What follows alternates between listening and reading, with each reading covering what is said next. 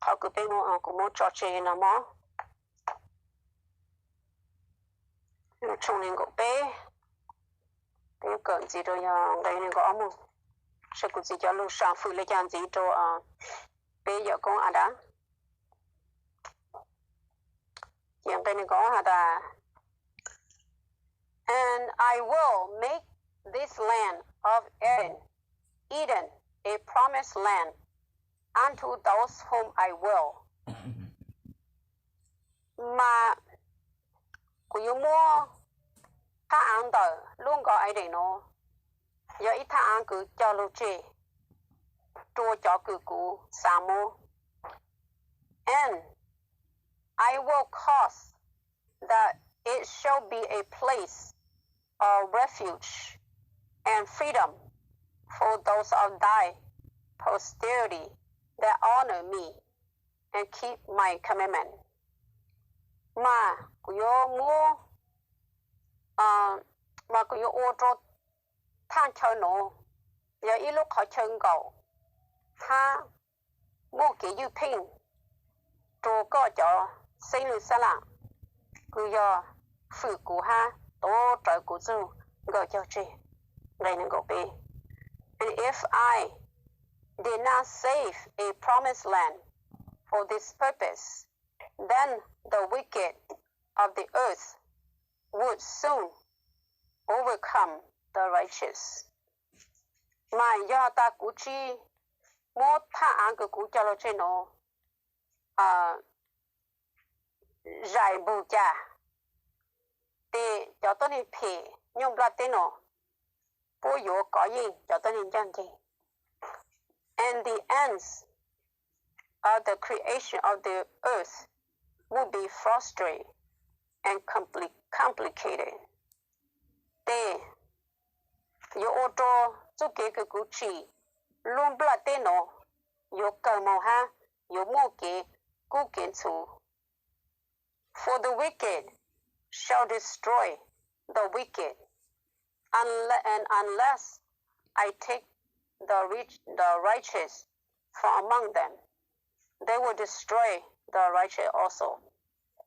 Vì đúc họ, đó tôi nên phê, bố giờ được ăn lưu sĩ tàu chẳng bố. Mà của yếu chủ tàu mô cho tôi nên chẳng gì, chỉ tàu đã bố mong. Chỉ ở lên tàu, bố giờ thổ chỉ, đó tôi nên chẳng gì ý dạng cầu. Đây nên gộp lâu. And I would that ye should teach your children to keep my commandments in all things. Mà cú sáng cổ có khá đó có chả mi tu mi nhổ có bố tổ trời cú trong cái chạy trong cái chế trả nhớ đồ cho số dạng都是 and I have commanded you to love one another and to give to him the asket of thee. Mà cú khá trô có gọi là trô có của mẹ ít tù lưu ít tù ha mô bố trô tù cư nữ tàu thọ có lợi and that if ye are struck on the left turn again to the right that it might be struck. Mà do ta có tàu trong tàu sang lâu lợi có yếu chủ tỷ sang xì trô bốn tàu lộ ha khả năng chủ yếu số tôi khá đọc bê nhớ được dùng cho chế trả lỡ thì biết tôi cỡ nữa and I have commanded you to love your enemy and do good to them that hate you and persecuted you despitefully use you. Mà cụ tu tàu gọi lù trô có lợi hạ ta có chủ lúc có tù yên dô ha ô rong trô bố cho cứ du có ha bố tàu chẳng có luôn được du kiến du có khả năng chiếu sôi khá nữa vì là du lục trai ở vì là có bếp lúc bây giờ yên dô nên cổ chi and I have covenanted with you that if ye shall do this thing that ye shall prosper in the land. Mà cú tô tô cho lô chê trô có lời hả ta ở cho lô trô có hả ta do có ô chô ya nó để có yếu vả mình một kế vả mình nhớ hù lại ăn đó. But if ye do not do this thing, then ye shall perish in the land with the wicked. Ta shi yo có chi ô chô ya nó để có yếu trâu kế blu kế tô nhớ trâu hù thả ăn đó đủ cho tôi này phê ok. Lên hình có trâu hả ta. And top là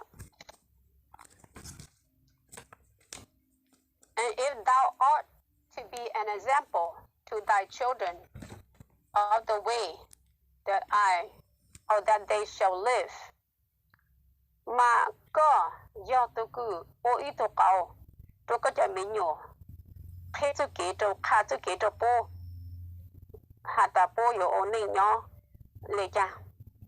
Then I say unto thee that thou shalt not fight thy enemy, but shall give unto him that which he desireth. Mà cũng khá cho có hả ta có chỉ cho tạo trạng có cho yên vô ta sĩ cho lấy mô trô nữ dạng cơ nữ chờ. But thou shalt not allow thy enemy to hurt you or take advantage of the purity and the chastity of your women.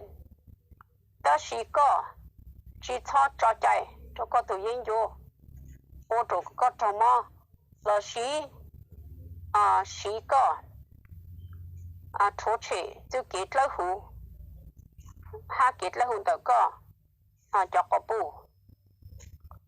But ye shall flee before them and allow them to have the land of Eden.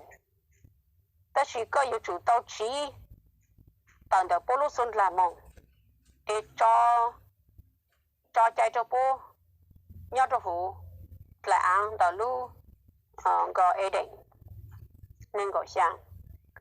If ye shall do this thing and keep my commandments, ye shall be blessed, and I will prepare a way whereby thou and thy posterity might be saved.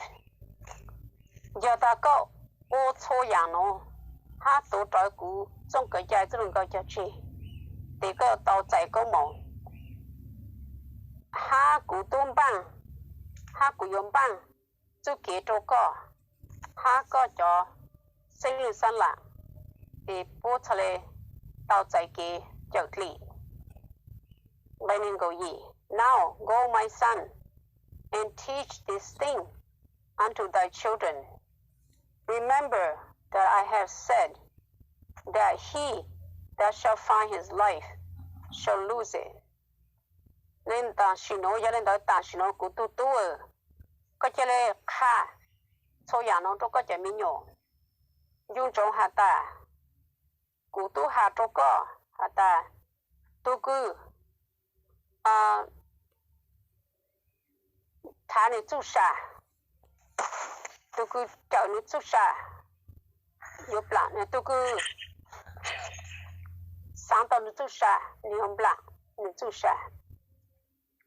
And he that loseth his life for my sake shall be safe, shall find it. Ta chỉ tu cứ nên tu trong đời của lúc đi thì sẽ có tao được chú sa. If ye lose your life in keeping the commandments of Jehovah, then shall ye be received in the kingdom of Jehovah, in the state of never-ending happiness. Mà do có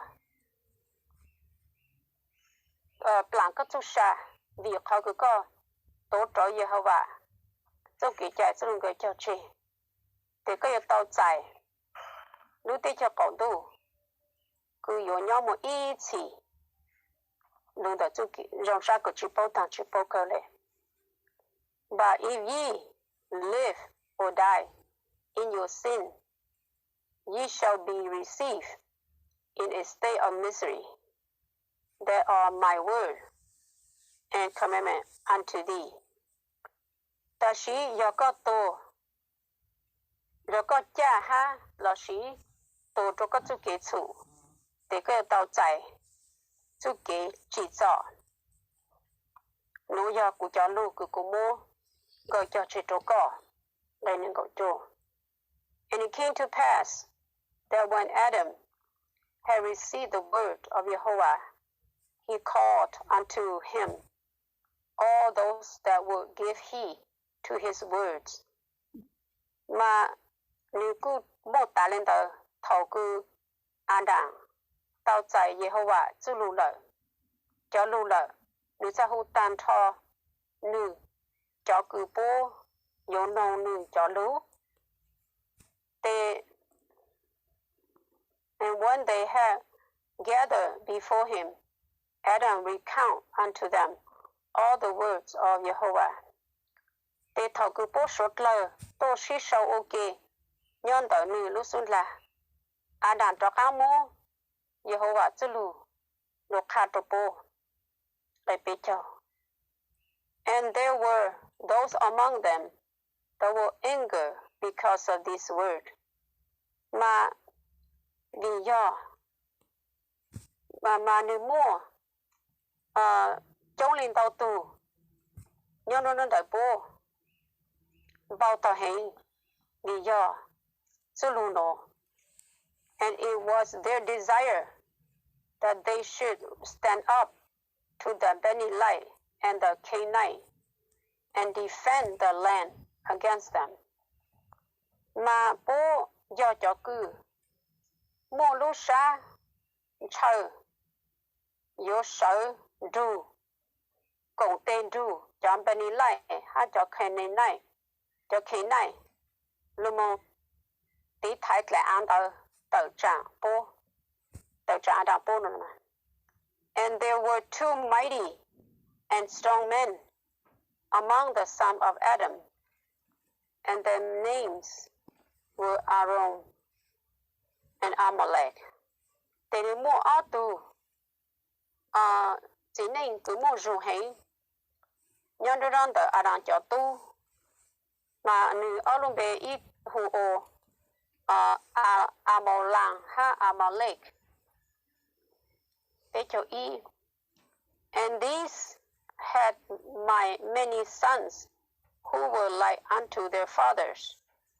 And these stood forth and pledged their support to their father, and won that Adam will allow them to stand and fight the Canaanite.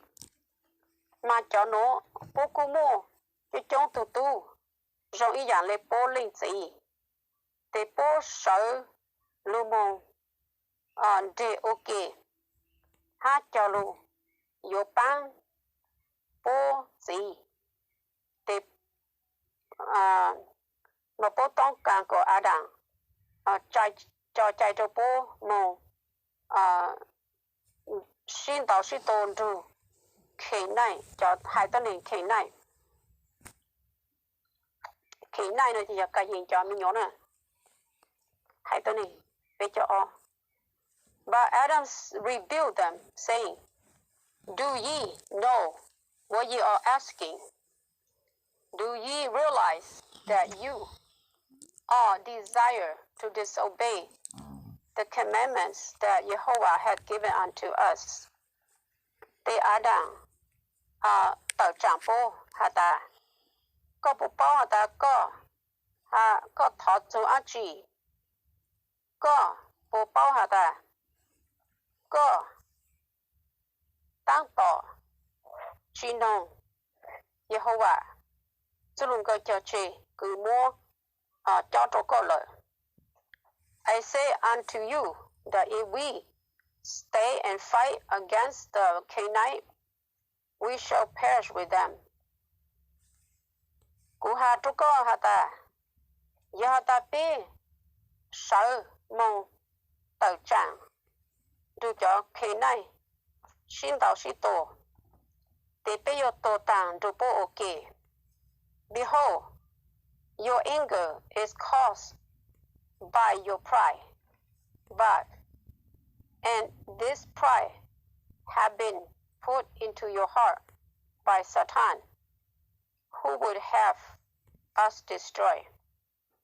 Cho nên sai, có sự kiện bao tần的có, giờ luôn的có, sự kiện kháng thinh, mà có sự kiện kháng thinh đó, yo, ô tô có lúc lỡ,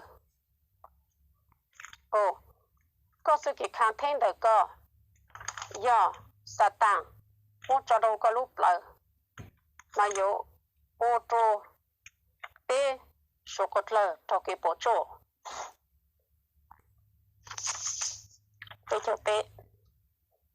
And now, my beloved children, let us make haste and gather up the provision that we are in need of and leave this land according to the commandments of Jehovah.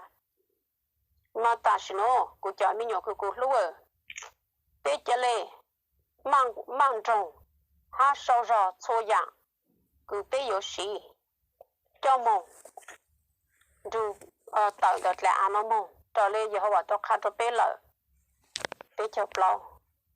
And Amoran and Amorlek did not agree with their father Adam. Tê tu cứ Amola ha Amole tu chỉ bù rong là tu chỉ hà tu chỉ Adam hà. Nevertheless, they knew that their number were not sufficient enough that they should stand alone and fight against the Canaanite. Chỉ tăng lên đó sư, bố gì bao ta, bố tu lê chờ, chỉ một dạo. Yêu mô sợ tàu trạng xin tàu sĩ tổ đủ cho kể này bế châu chi. And the Benilite have placed spy among the children of Adam, and these spy act as if they were righteous, and that they were desirous to hear the words of Adam. They mỗi cho nát sư ô tô ô chu hạt ta bố giờ cho cứng trang chỉ để bố tô bố yên rong sát lo yếu nông Adam cho lưu. And after hearing the words of Adam, these spies returned again to their leaders and told them all the things that Adam has said, and revealed unto them, unto their leader, the plan that Adam was making to depart out of the land. They cho son chỗ nó, yên chỗ nó cho cá mông, dù trong đời bố cho thôi cho, một khá số dạng cho bố cho thôi cho. Lê cử Adam tao hà lợi. Chỉ mô cho dạng nó thô cho bố cho thôi cho. Khá chú Adam khó phèn cử nữ yếu trí tờ đợt lẽ ăn nó mông. Bế cho trò. And it came to pass that the Benilite were so darkened and corrupted by the power of Satan that they did not want Adam and those who would follow him to leave the land undisturbed. They nếu mô lên tới ta lên tới để chọn bên in lại bố lưu sát lưu hình ha bố phê hình vì do Satan lưu hư hình để bố chỉ sáng của Adam ha cho cử cho Adam căng tới chỉ tận được là nó mông dạng cử chỉ trâu bộ chỗ. And they knew that they were going to inherit the land of Eden, for these had been one of the purpose for which they had stirred up the Canaanite to anger against the other son and daughter of Adam. Mà bố gì bao ổn định là hạt bố yếu tàu giải lại ăn lúc đấy cho ai để nó bố tinh bố tử chỉ vì hạt vì cho lúc họ phá nó bố trả lại xí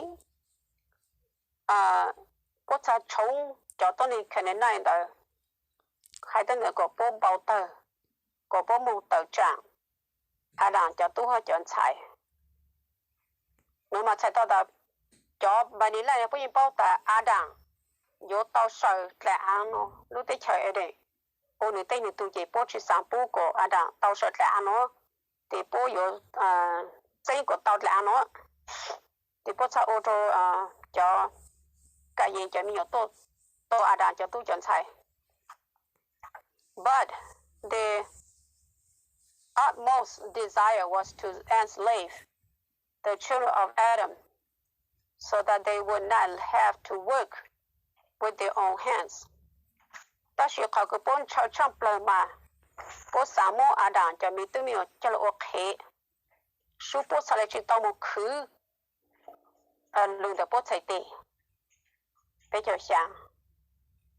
And the leader of the Beni Light called together their captains and their chief and gave unto them a commandment that they should immediately go in among the people of Adam and keep them from leaving the land of Eden.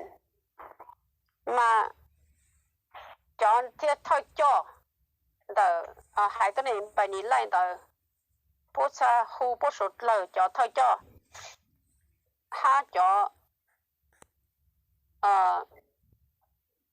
thơ nó chữ tô suy cho ok mà tao mới cho luôn cơ mong kha cho đàn hai tên này có bố chỉ cho chỉ tao được lại ăn ý để nó mong biết cho gì. It came to pass that as the Canaanites were gathering their armies together to do that thing that they were commanded, an exceedingly great storm gathered in their lands. And there came great whirlwinds that carried many of them away and destroyed their homes and their precious things. Mà nếu một ta lên đó ta cho hai tên này cả nhìn bố số cột lời sau rồi ok bố băng tha hàng tôi ok để bố trở lại cứ bố tàu gạo lù để mua y cho nàng xuống nàng cho lũ hình lũ cho bố thả ăn để cho nàng xuống nàng cho khó rình chôn tờ cứ nhang cần cầu lũ mua bố trong lên tờ tổng càng mong lợi ha ô tô bố tế văn tế chế ha bố cho dạng khổng cư muốn nâng đầy bố cho ta bây giờ cho and the Canaanite became so afraid and did not unite at this time to go up against the people of Adam. They hai tôn hình cả nhìn tao trâu mò nhà hình trai hình they bố trả lời chỉ sợ ok là nhớ đâu sợ nó ha chỉ cả mông và bố trả chỉ mông tao chẳng đã hai tôn hình là và cho chủ. And thus we can see that the promises of Jehovah shall be fulfilled unto all those who keep his commandment. Mà giờ nên đã bị bù tao hả ta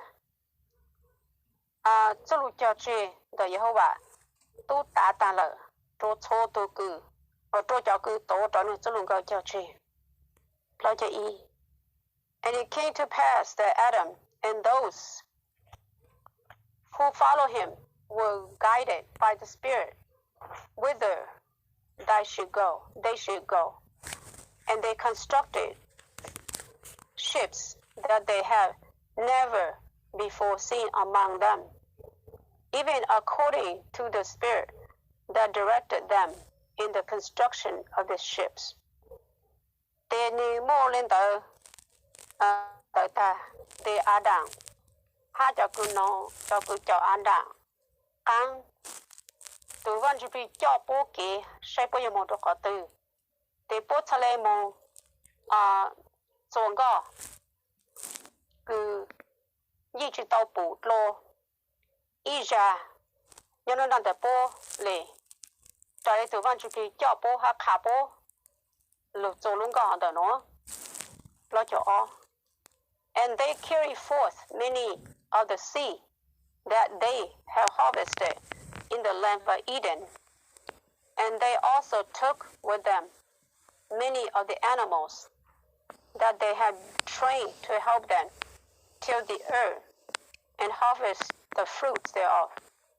Mà bố sẽ tông gang chô yang, nông cứ bố sâu nhau thả án ý định đời.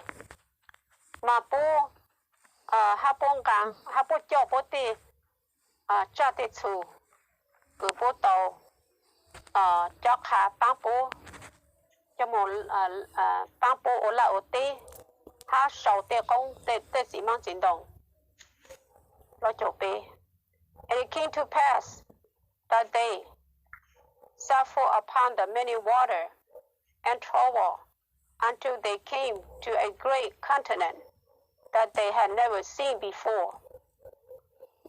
And they entered into a waterway that carried them into the middle of this continent.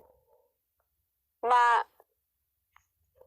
mỗi lần đời ta, they bố trợ băng mông dù trôn tờ đau tụt lệ cứ cho bố tàu cho bố một dù ý lưu ít lại án cứ bố cho tàu bụt rồi ít ra lệ mà bố tàu cả một trôn đau tụt lệ cứ cho bố một nhớ trôn trôn răng trôn tờ lưu trôn tờ lại án nó. And when they had entered into this passage between the land, they traveled for a time on a great expanse of sea that was enclosed by this great continent. Mà thảo bố mong gan cho hú lại ăn nó lợi bố tàu chênh có mong cho tụt lệ hạt chỉ nó lãng hay mà khứng cầu lại ăn đó nuôi lại ăn African mà bố chỉ cho African lo chụp lo. And they travel upon this sea until they came to a great river that flowed into it. And they found the border of this river were verdant and bountiful, like unto the land of Eden. They bố trợ tàu kế bố trợ trên có tàu tù hạ chính tàu mong chú trô khó tụt lê cử lê lô mong trô khó chân tàu mà bố bố đợi tụt trả tí đợi tụt lê mà mô nhọn chốt xa ha rồng cầu cần cầu bố bò rồng y cầu lê thả án đó luôn gọi anh định đa. Nevertheless, these borders were limited to the expanse and were surrounded by desert and desolate land that was uninhabitable for the children of man.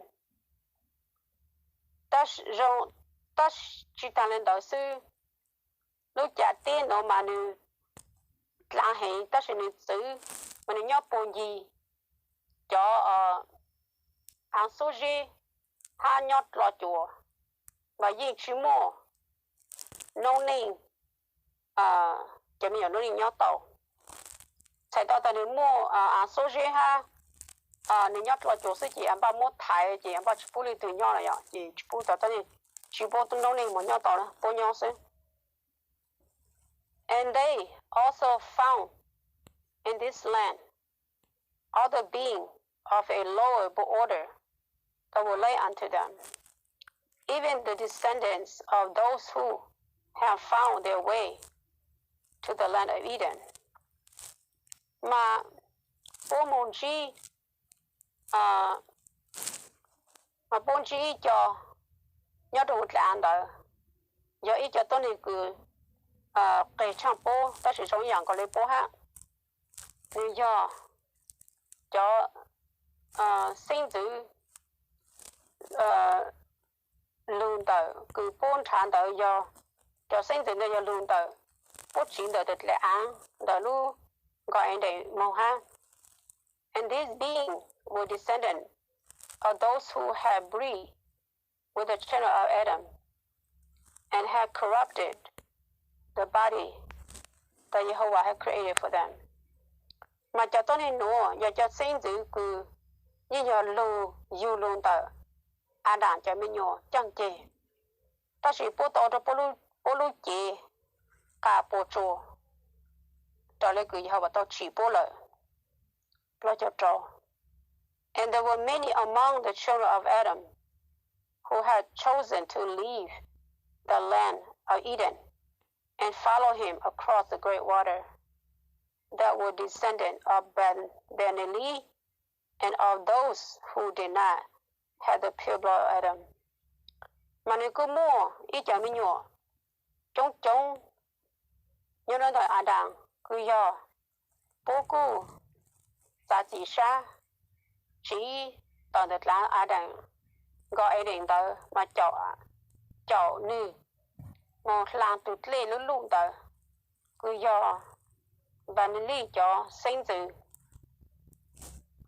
And those of who did not have the pure blood. Mà bố giờ cho cứ chỉ mua chọn trắng lỡ hủ luôn tới Adam. Sẽ tao ta bàn lý cho sinh tử nó mới cho bố ta xì xa cho Adam căng ha mong ru Adam mong nhớ rôn ra lúc tới chờ cha ha.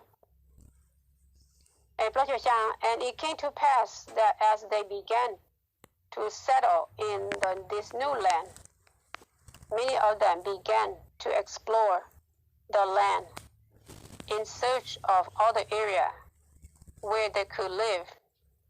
And as they traveled eastward, they found other great river which spilled their water in the ocean that surround the land.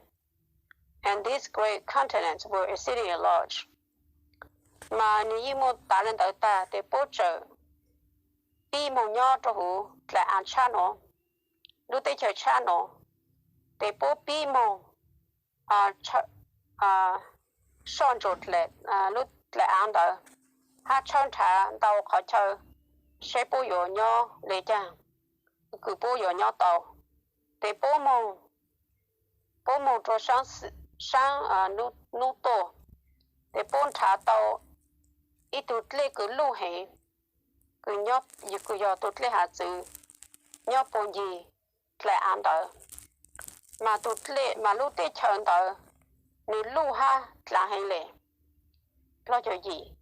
It came to pass that the son and daughters of Adam began to inhabit this land.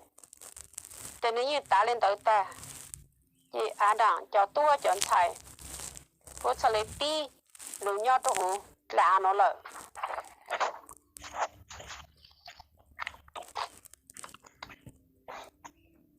Many of them fighting the great river that existed there and settling in the border thereof. Mà bố mong cho trong hình, bố thả tàu tụt lên đó lưu hình, thì cứ nhau trong khoảng đó, thì bố sẽ lấy nhau trong đó, lưu tụt lên đó là, có cho chỗ. And after many years of inhabiting this land, the children of Adam were interspersed with those other beings of a lower order that were lay unto them. And it came to pass that these beings ceased to exist for they had been driven out of their land by the children of Adam, or mixed in with them, contrary to the commandment of Jehovah concerning this thing. They cho bố Adam tỏ các cứ bố nhớ trốt là anh ông tôn tao xong lợi chỉ bố cô môn trù Adam bố chạy mình đúng một con trù cho tôi nên cứ cái trong bố nhớ ok trù bố đợi để gì môn đợi ta chỉ cho tôi nên đợi cho lên chỉ mua lúc ta lợi để vì chỗ khó Adam cho mình tới mình nhớ mua bố chỉ đợi đợt làm đợi môn lợi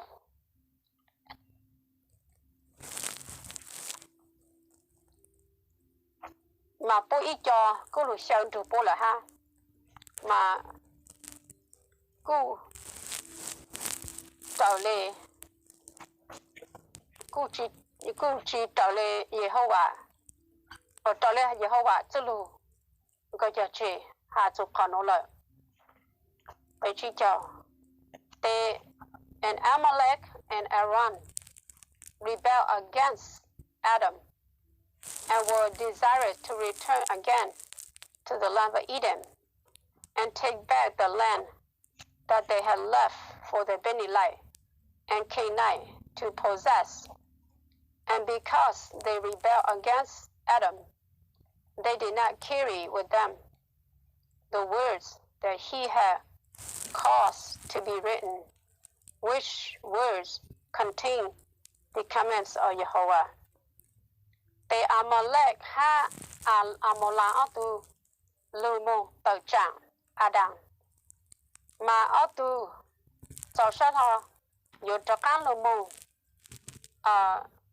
giấy lại ăn là sự lúc tới chờ đèn tờ cho các lù mà atu tàu tờ cho bên này lại ha cái này auto select cho lũ auto chỉnh auto một chỉnh để cho tôi nên bên này lại ha cái gì cho tôi nên nó luôn chỉ amala ha amala nó mà cho Adam cho chỉnh cho tôi ha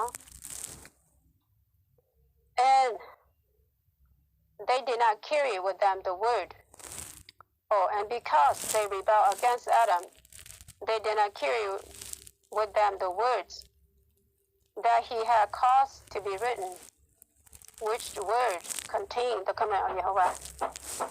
Mà vì rất khó, bố tờ trả Adam, thì bố chỉ cho hát tổ trợ Jehovah.